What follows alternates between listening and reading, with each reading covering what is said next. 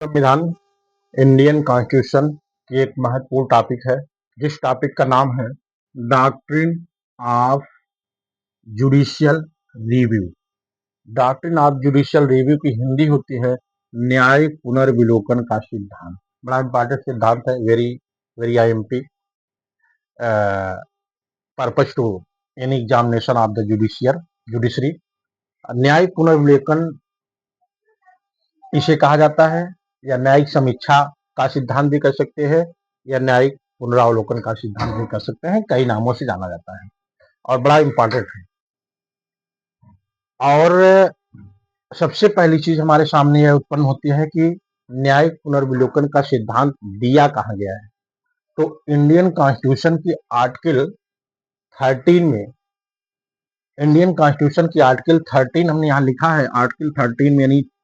अनुच्छेद 13 में न्यायिक पुनर्विलोकन का सिद्धांत दिया गया है, यहाँ निहित किया गया है। और इस सिद्धांत को भारतीय संविधान के अनुच्छेद 13 में रखने का जो पर्पज था भारतीय संविधान के निर्माताओं का,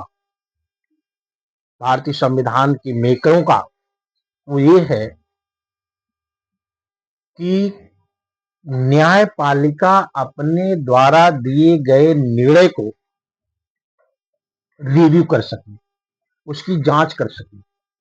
या न्यायपालिका विधायिका द्वारा बनाए गए विधि की रिव्यू कर सके, उसकी जांच कर सके कि क्या वो वैलिड है या अनवैलिड है, क्या संविधान की मंशा के अनुरूप है या नहीं है। इसी आशय उद्देश्य को लेकर के भारतीय संविधान के निर्माता गण भारतीय संविधान के अनुच्छेद 13 में इस सिद्धांत को रखा, पिरोया कि भारतीय न्यायिक पुनर्विलोकन का सिद्धांत, और बड़ा वेरी इंपॉर्टेंट है, बड़ा महत्वपूर्ण सिद्धांत है। और अब हम थोड़ा सा इसको परिभाषित तौर पर देखते हैं कि इसको परिभाषित कैसे किया जा सकता है। तो विद्वान विधिशास्त्री प्रोफेसर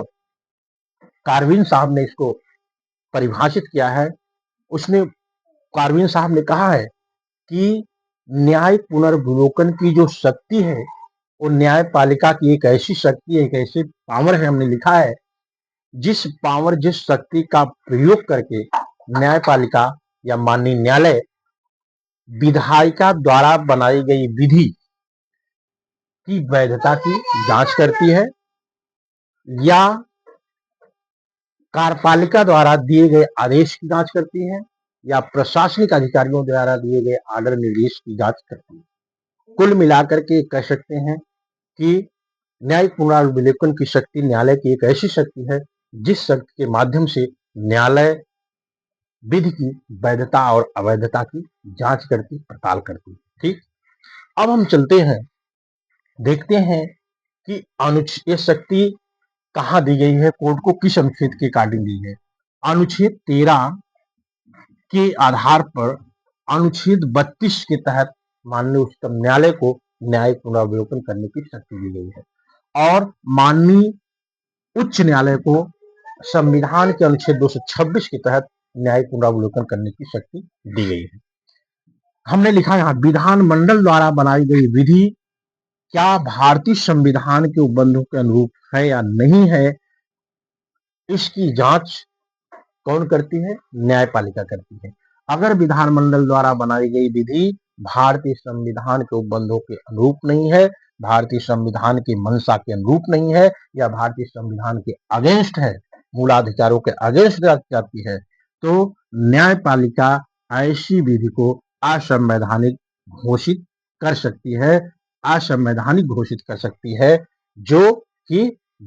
संविधान से अगेंस्ट है, संवैधानिक उपबंधों से अगेंस्ट जाता है। अब थोड़ा सा हम इसको केस के माध्यम से देखते हैं। हमने यहाँ अनुच्छेद 32 भी लिख दिया है और अनुच्छेद 226 भी लिख दिया है। इस 32 के तहत माननीय उच्चतम न्यायालय यानी एससी, और 226 के तहत माननीय हाई कोर्ट यानी उच्च न्यायालय। ठीक, और आप एक चीज और बता दें कि इस शक्ति का पावर माननीय न्यायालय कर करके चेक और बैलेंस का काम करती है। वो देखती है कि क्या विधायिका अपने संवैधानिक दायरे के अधीन रह करके विधि बनाई है या नहीं बनाई है, और अगर वो संवैधानिक दायरे के अगेंस्ट बाहर जाके विधि बनाती है तो ऐसी विधि माननीय उच्चतम न्यायालय 232 के अधीन और माननीय उच्च न्यायालय 226 के अधीन उसको अवैध घोषित कर देती है, सॉरी असंवैधानिक घोषित कर देती है। अब हम इसको केस के माध्यम से देखते हैं, बड़ी लीडिंग केसें हैं एक आध दो, और बिना केस के ये टॉपिक पूरी ही नहीं होती है। पहली केस है केशवानंद भारती बनाम केरल राज्य AIR 1973, बड़ी इंपॉर्टेंट केस है, वेरी लीडिंग केस है। इस केस के माध्यम से माननीय उच्चतम न्यायालय ने कहा कि जो पुनर्विलोकन है ये भारतीय संविधान का आधारभूत ढांचा है, यानी पुनर्विलोकन की शक्ति न्यायालय की जो है ये भारतीय संविधान का आधारभूत ढांचा है या अभिन्न अंग है, और यह 368 के संशोधन द्वारा, यानी 368 में संसद को अमेंडमेंट करने की शक्ति दी गई है, इस शक्ति का प्रयोग करके भी संसद इसको समाप्त नहीं कर सकती। एक बार फिर, यानी केशवानंद भारती नाम केरल राज्य के केस में माननीय उच्चतम न्यायालय ने कहा कि जो न्यायिक पुनर्विलोकन की शक्ति है, जो रिव्यू की शक्ति है, यह भारतीय संविधान का अभिन्न अंग है या आधारभूत ढांचा है, और इस अभिन्न अंग, इस आधारभूत ढांचे को 368 के तहत जो संशोधन करने की संसद की शक्ति है, उस शक्ति का प्रयोग करके संसद इसको समाप्त नहीं कर सकती है। फिर हम चलते हैं, इसके बाद एक और केस लगी जो लीडिंग केस है, AK गोपालन वर्सेस मद्रास राज्य की केस है। इस केस में माननीय न्यायालय ने बड़ा सुंदर वर्ड दिया। इस केस में न्यायालय ने कहा कि अनुच्छेद 13 न्याय पुनर्विलोकन का संकेत मात्र है, यानी न्यायालय ने कहा कि भारतीय संविधान, इंडियन कॉन्स्टिट्यूशन की आर्टिकल 13 में जो जुडिशियल रिव्यू की बात कही गई है, यह वल्ली वन एक संकेत मात्र है, सिग्नल मात्र है, और इसके अनुपस्थित में, यानी कहने का मतलब 13 में अगर इसको नहीं भी दिया गया होता तो भी इसकी अनुपस्थिति में माननीय न्यायालय को ऐसी शक्ति प्राप्त है कि वह भारतीय वह विधानमंडल द्वारा बनाई गई विधि का रिव्यू कर सकती, पुनर्विलोकन कर सकती है। ऐसा इसलिए है क्योंकि भारत में संविधान सर्वोच्च है, यानी संवैधानिक विधि सुप्रीम है, सर्वोच्च है, और ऐसी विधि का जो है ऐसी विधि जो संवैधानिक विधि सर्वोच्च है, उसकी छत्र छाया के अधीन रह करके विधायिका को विधि बनाना है, और यदि उसकी छत्र छाया के, यानी संविधान की छत्र छाया के अगेंस्ट जाकर विधायिका कोई विधि बनाती है तो उसको माननीय उच्चतम न्यायालय न्याय पुनर्विलोकन की शक्ति के माध्यम से असंवैधानिक घोषित कर देती है। अब हम चलते हैं, इसके बाद एक और केस है, यल चंद कुमार वर्सेस भारत संघ की केस है, ये भी लीडिंग केस है। इस केस में माननीय उच्चतम न्यायालय ने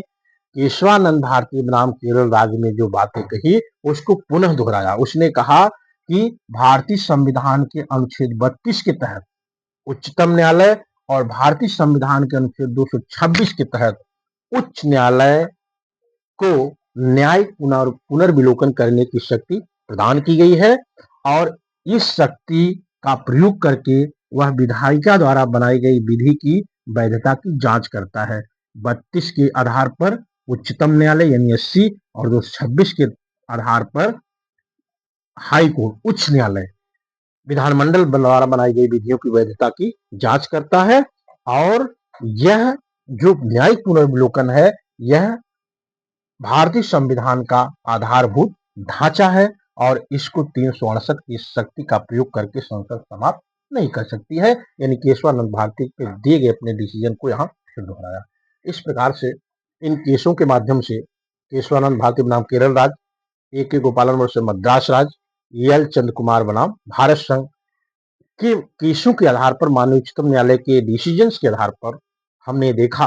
कि न्यायिक पुनर्विलोकन भारतीय संविधान का, इंडियन कॉन्स्टिट्यूशन का बहुत ही महत्वपूर्ण टॉपिक है, और इस शक्ति का प्रयोग माननीय उच्चतम न्यायालय द्वारा और माननीय उच्च न्यायालय द्वारा किया जाता है, और इस शक्ति का प्रयोग करके वो विधायिका द्वारा बनाई गई विधि की जांच करती है कि क्या विधायिका संवैधानिक छत्र छाया के अधीन रह करके